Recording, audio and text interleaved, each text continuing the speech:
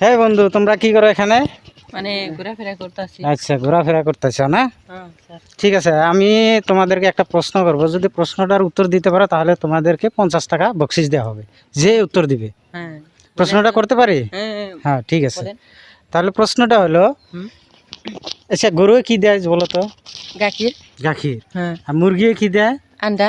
আন্ডা দেয়। হুম। এই আন্ডা আর গাখীর দুইটা একসাথে কে দেয়?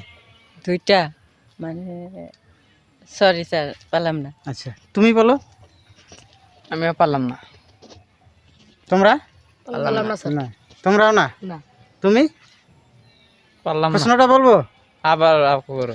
মুরগিয়ে ডিম দেয়, হুম, গরুয়ে গাখীর দেয়, এই দুইটা একসাথে কে দেয়? পারলাম না স্যার। তুমি?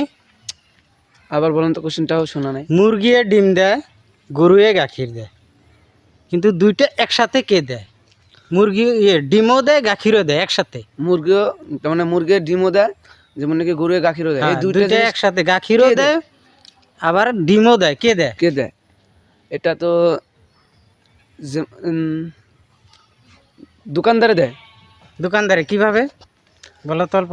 তার মানে বস্তুটা তো হাঁসে তো, যে মুরগি তো যে ডিমই দেয়, ওটা তো গাখীর দিতে পারে না। হ্যাঁ। আর গায়ে তো গাখীরই দেয়, হুম। আর অন্য কিছু তো দিতে পারে না, ডিম হ্যাঁ, টিম হ্যাঁ, দিতে পারে না। কিন্তু দোকানে ডিমও পাওয়া যায় আরও গাখীরও পাওয়া যায়। রাইট অ্যান্সার, কংগ্রাচুলেশন, তোমাকে 50 টাকা পুরস্কার দেওয়া হবে।